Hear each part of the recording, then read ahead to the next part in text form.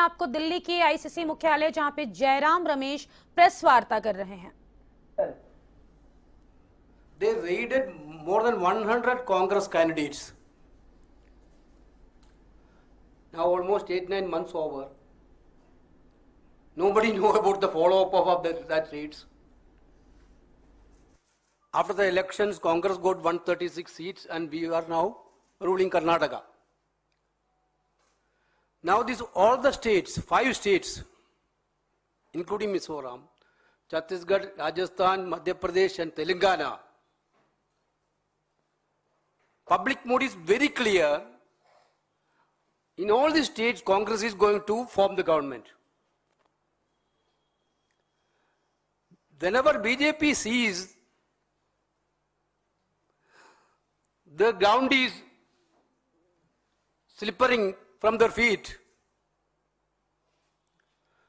they have only one weapon with them, ED.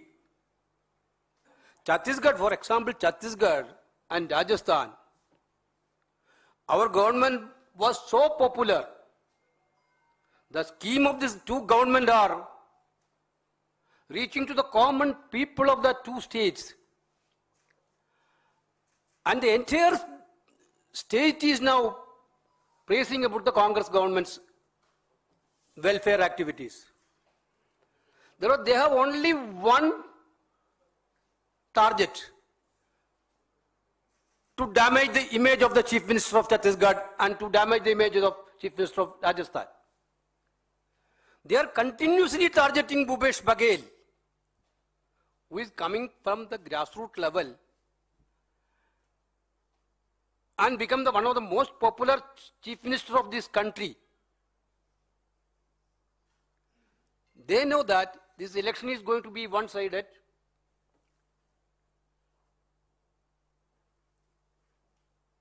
You know that the background of Bhupesh Baghel ji, a person coming from the OBC background and become the pride of the state. Everywhere you people are going to the Chhattisgarh, wherever you are talking to the people of, common people of Chhattisgarh, they used to praise about the Bhupesh Baghel's government's programs. Therefore, this is a clear-cut conspiracy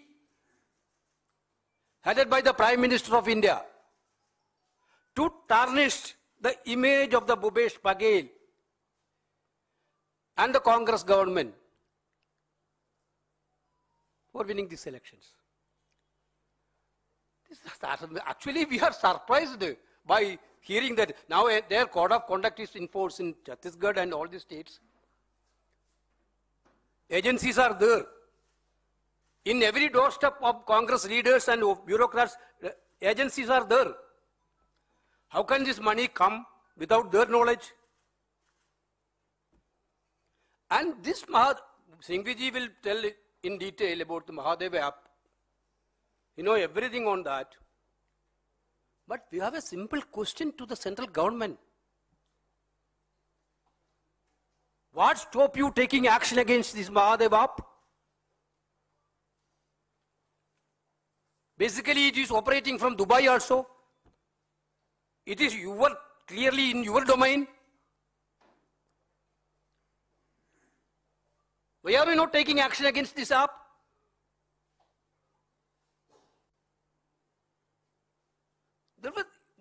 On the other side, our government, Chhattisgarh government, we can narrate you how many actions, how many cases, how many arrests we have done in Chhattisgarh on this issue.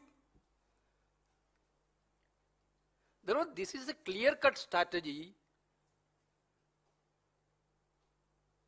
to try to damage the image of Chhattisgarh Chief Minister. Congress party is categorically wishing to say that the people of Chhattisgarh will give a befitting reply on this malicious campaign by using ED. Interestingly, ED is saying, the ED's official statement is saying some so-called arrested person given a statement that Chief Minister took this money, but all has to be investigated. Without investigation, without inquiry, Enforcement Directorate is taking a statement of an arrested person and giving it to the public during the course of the election. Whether it has happened before? Therefore, this type of tactics is not going to serve the purpose. People are not fools. They know about the BJP's tactics. In Rajasthan, we saw that you are raided Chief Minister's son's house. You are raided our PCC President's son's house. Nothing had been found out. But on the other hand, your own officer caught by the state police on the issue of bribe. Therefore, this is going to be very clear that they are in panic situation. They know that they are losing the ground. They know that they are losing the states. That is why they are creating. But we are very sure and we are very clear that we will go to the people. Definitely people of Chhattisgarh know about Baghel ji. The people of Rajasthan know about the Ashok Gehlot ji. We will take this issue to the court of the people. I would request Singhvi ji to elaborate.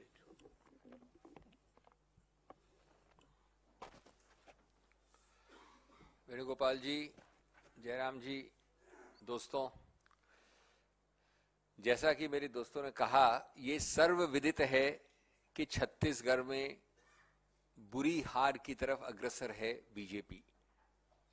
पूरी दुनिया जानती है, वो जानते हैं, और हर मापदंड से ये सर्वविदित है। यह भी सर्वविदित है कि ईडी के साथ साझेदारी कह लीजिए, पार्टनरशिप, गठबंधन कह लीजिए, सहयोग कह लीजिए, ईडी के साथ साझेदारी, गठबंधन और सहयोग बीजेपी सरकार और बीजेपी पार्टी का तीव्रता से बढ़ रहा है जैसे जैसे वो हार उनके पास आ रही है। लेकिन ऐसे मापदंडों के बाद भी इतनी घृणात्मक स्थिति पहुंचाएगी ये सरकार बीजेपी वाली और बीजेपी पार्टी, ये मैं समझता हूं इस देश ने सोचा नहीं था। और ये क्यों घृणात्मक बताना चाहता हूं आपको, जो उन्होंने खुद ने कीर्तिमान और मापदंड और मील पत्थर स्थापित किए उनसे भी आगे जाता है ये केस। ये इसमें एक मजाकिया बात यह है कि 1.5 वर्ष पहले जो पहला कोतवाल है यानी छत्तीसगढ़ पुलिस, वो पहला कोतवाल जांच शुरू कर देता है, अभियुक्त बना देता है, बहुत सारी चीजें जब्त कर लेता है, और उसके 1.5 साल बाद चुनाव के बीच में 4 दिन बचे हैं पहले प्रसंग के और 15 दिन में सब कुछ ओवर है छत्तीसगढ़ में। उसके 1.5 साल बाद दूसरा कोतवाल छलांग लगाता है केंद्र सरकार के निर्देश पे यानी ईडी, और कई कर्मचारियों के ऊपर प्रताड़नाएं करता है, जो बताने वाला हूं मैं आपको किस प्रकार की प्रताड़नाएं। तो ये जाहिर है कि ऐसे ही नहीं बनाया गया है फर्जी मामला, ऐसे ही नहीं कस रहे हैं नकेल, क्योंकि वो जानते हैं कि जीत रहे हैं भूपेश बघेल। मैं आपको इसके बारे में बताऊं साहब, हम आपको देने वाले हैं अभी दस्तावेज जिसमें एक चार्ट है पीछे। ये दुर्भाग्य की चार्ट है और रोचक चार्ट भी है। 2022 मार्च से लेके अभी तक रायपुर ले लीजिए, दुर्ग ले लीजिए, बिलासपुर ले लीजिए, जगदलपुर ले लीजिए, अंबिकापुर ले लीजिए, मैं आपको डिटेल्स नहीं दे रहा हूं, सब तरफ से लगभग 450 लोगों को गिरफ्तार किया है। किसने किया है? छत्तीसगढ़ पुलिस ने। मैंने कहा ना पहला कोतवाल। 72 केसेस रजिस्टर हुए हैं पूरे प्रदेश में, अलग अलग डिस्ट्रिक्ट्स में। अब मैं उसकी सूची नहीं दूंगा आपको, लेकिन जो टोटल है, जो सामूहिक रूप से है, 191 लैपटॉप, 850 मोबाइल फोन, 200 से ज्यादा एटीएम कार्ड्स, 1.5 करोड़ रुपये, और उसके अलावा बहुत सारे अंचल एसेट्स, कैश, 16 करोड़ से ज्यादा बैंक अकाउंट्स के रुपये, इत्यादि इत्यादि। ये सब पहले गात खत्म हो गई, तहकीकात हो गई, जब्त हो गए, कानूनी कार्रवाई हो गई। उसके बाद क्या छत्तीसगढ़ पुलिस अखिल अंतर्राष्ट्रीय स्तर पे अधिकार क्षेत्र रखती है, जुरिस्डिक्शन होता है? क्या वो दुबई जाने देगी केंद्र सरकार उनको? अगर दुबई जाने देती है केंद्र सरकार, तो छत्तीसगढ़ सरकार वहां भी जाने को तैयार है। क्या वो लेटर्स रेगुलेटरी कर सकते हैं, बुला सकते हैं, एक्सट्रेडिशन की बात कर सकते हैं? तो 1.5 साल में जब ये सब कर लिया, उसके बाद 6-8 महीने से ईडी ने शुरू कर दिया ये सब, उसको भी हो गए 6 महीने से ज्यादा। लेकिन प्रसंग तो अभी रुकना है, वो प्रसंग आएगा जब चुनाव चल रहे होंगे। तब जब चुनाव चल रहे हैं तो आपको बताया जाता है एक और बहुत ही बखूबी एक कहानी, कि हमने पकड़ा है ऐसे लोगों को जो वहां से रुपया लेके अभी चुनाव के वक्त चुनावी माहौल में रुपया देने आ रहे हैं। कभी आप सोच सकते हैं कि अंतर्राष्ट्रीय बॉडी कस्टम्स के जो बॉर्डर्स हैं और भारत की जो सीमाएं हैं, उसको छत्तीसगढ़ पुलिस करती है? कैसे हुआ ये? क्यों हुआ ये? कब हुआ ये? या सिर्फ इसलिए हुआ कि 4 दिन बाद पहली वोटिंग है और 15 दिन बाद सब वहां खत्म है चुनाव? और एक कोरियर का व्यक्ति एक वक्तव्य देता है, आपको मालूम है ये वक्तव्य कैसे निकाले जाते हैं ईडी द्वारा, और उस वक्तव्य के आधार पे आप पूरी कहानी बनाते हैं, और उसके बाद सबसे दुर्भाग्य की बात, सब्जेक्ट टू इन्वेस्टिगेशन। कहानी बनाने के बाद सब्जेक्ट टू इन्वेस्टिगेशन। क्या आप सोचते हैं कि गधे हैं लोग या घास खाते हैं? उनकी आप इंटेलिजेंस को अपमानित कर रहे हैं कि हम पहले आरोप लगा देंगे, चुनाव के वक्त हम रेड कर देंगे, एक व्यक्ति का हम वक्तव्य ले लेंगे और बाद में हम इन्वेस्टिगेट करेंगे। जो इन्वेस्टिगेशन छत्तीसगढ़ पुलिस ने करके आपको 1.5 साल पहले दे दिया है, 1 साल पहले दे दिया है, कभी आपने देखा है ऐसा? और मैं आपको बताना चाहता हूं प्रताड़नाओं के बारे में। ये मामले वैसे बताऊं मैं आपको, छत्तीसगढ़ के कई अफसरों के ऊपर इस चुनाव से पहले, मैं इस चुनाव की बात नहीं कर रहा हूं, कई मामले उच्चतम न्यायालय में लंबित हैं। प्रताड़नाएं कई जगह हुई हैं और लगभग 10 ऑर्डर या 8 ऑर्डर आदेश उच्चतम न्यायालय के आंतरिक रूप से स्टे ऑर्डर्स इन व्यक्तियों को मिले हैं, अफसरों को, छत्तीसगढ़ के अफसरों को, भूपेश बघेल सरकार के अफसरों को।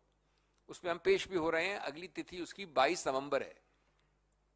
अब जो ये नाम आपको बताए जा रहे हैं, वो जानबूझकर बिना किसी तथ्य के वो लोगों के नाम लिए जा रहे हैं जो बघेल सरकार के काम में असिस्टेंस देते हैं, मुख्यमंत्री के ऑफिस को सहायता देते हैं। पॉलिटिकल एडवाइजर विनोद वर्मा, मनीष बंछोर, आशीष वर्मा, विजय भाटिया इत्यादि इत्यादि ये नाम है। इनके बारे में अभी तक एक तथ्य चार्जशीट पे नहीं दिया गया है। इनको बताया नहीं जाता है कि तुम अभियुक्त हो या साक्ष्य के रूप से बुलाए जा रहे हो, एज ए विटनेस और as an accused. Vinod Verma के यहां रेड करते हैं तो वो कुछ ऐसी चीजें लेते हैं जिसकी रिसीट्स उठाई जाती हैं, 16 साल पुरानी परचेजेस हैं, 16 इयर्स। विजय भाटिया के यहां जाते, वो खुद अस्पताल में हैं, उनकी बीवी बीमार हैं, रेड के दौरान उनको अटैक होता है, फिर भी उनकी जांच की जाती है। उसके बाद भाटिया जी मुंबई के अस्पताल में भर्ती होते हैं, वहां भी जाकर प्रश्नोत्तर होता है। डी है, इलेक्शन डिपार्टमेंट है बीजेपी का, या क्रूरता का एक द्योतक है? और ये सब होता है लगभग एक ऐसी चीज के विषय में जो 1-1.5 साल पहले से चल रही है।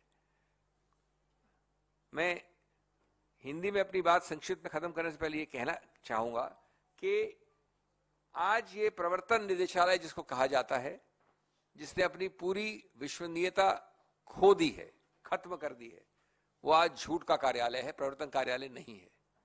पूरी तरह से झूठ का पुलंदा है। तोता अगर किसी को आप कह सकते हैं तो तोता ये है। और आप तोते की पूरी प्रक्रिया देख रहे हैं।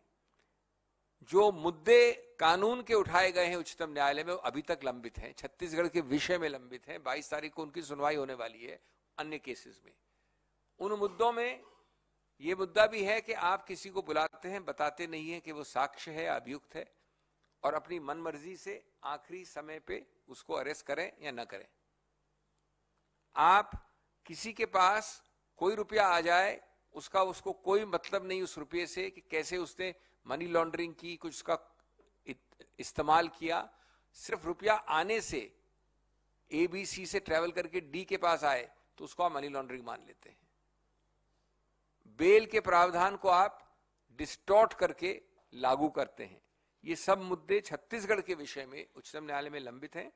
हम यही कहेंगे कि कानून सबसे बड़ा होता है।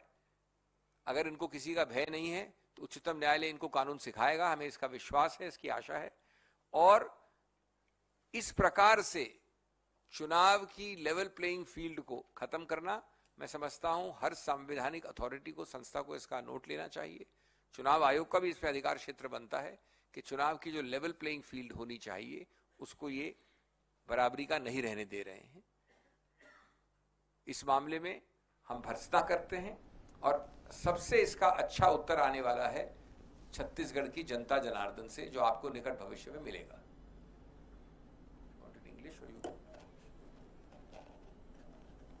साथियों, मैं सिर्फ यही कहूँगा, उसके बाद आपके सवाल भी लेंगे, कि छत्तीसगढ़ में भारतीय जनता पार्टी भुखलाई हुई है, घबराहट में है, अत्यंत परेशानी में है, क्योंकि उन्होंने साफ देख लिया है कि छत्तीसगढ़ की आम जनता स्पष्ट रूप से बहुमत कांग्रेस को ही देने वाली है। इसीलिए आखिरी दिनों में ईडी का भरपूर दुरुपयोग किया जा रहा है। और अभी अभी सिंघवी साहब ने आपको बताया है कि मार्च 2022 से लेकर छत्तीसगढ़ सरकार कार्रवाई कर रही है। इसकी जानकारी आपको दी जाएगी विस्तार से। जो कार्रवाई की गई है छत्तीसगढ़ की सरकार से, छापे मारे गए हैं दिल्ली में, उड़ीसा में, मध्य प्रदेश में। पर दुबई में तो हम छापा नहीं मार सकते ना। दुबई में तो सिर्फ केंद्र सरकार कार्रवाई कर सकती है।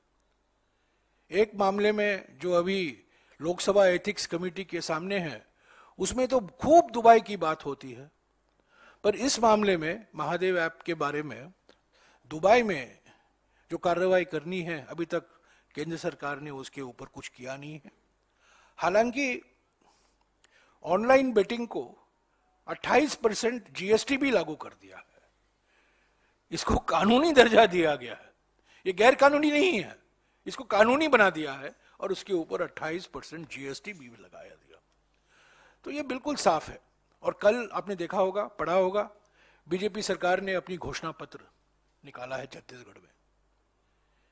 जो रेवड़ी की आलोचना करते थे प्रधानमंत्री, जो हमारे गारंटी की आलोचना करते थे ये प्रधानमंत्री, कल हमारे बीजेपी की ओर से जो घोषणा पत्र निकाला गया है वो सिर्फ नकलचिक घोषणा पत्र है। जो एलपीजी सिलेंडर के बारे में उन्होंने वादा किया है, जो धान की खरीद के मूल्य में वादा किया है, ये तो कांग्रेस ने पहले किया था। और जब हम कर्नाटका में गारंटी पहली बार राहुल जी ने इस शब्द का इस्तेमाल किया था, तब खूब आलोचना हुई।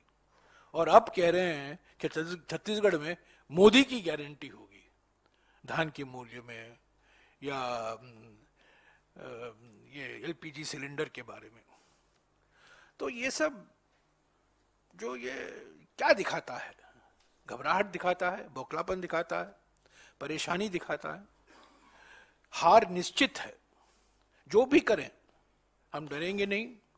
जो कानूनी कार्रवाई करना है हम करेंगे। चुनाव आयोग को भी हम जाएंगे, क्योंकि ये मॉडल कोड ऑफ कॉन्डक्ट है। ये मॉडल कोड ऑफ कॉन्डक्ट का समय है। और जिस तरीके से ईडी ने आरोप लगाए हैं हमारे मुख्यमंत्री छत्तीसगढ़ के ऊपर, और उसके बाद कहते हैं सब्जेक्ट टू इन्वेस्टिगेशन, ये सब मॉडल कोड ऑफ कॉन्डक्ट, आचार संहिता का ये उल्लंघन है। चुनाव आयोग में जाएंगे, जो कार्रवाई करनी है न्यायालयों में हम जरूर अगले कदम लेंगे। हम डरे नहीं हैं, लड़ेंगे। सत्य हमारे पक्ष में है। और 3 दिसंबर को जनता छत्तीसगढ़ में और राजस्थान में स्पष्ट तरीके से इनको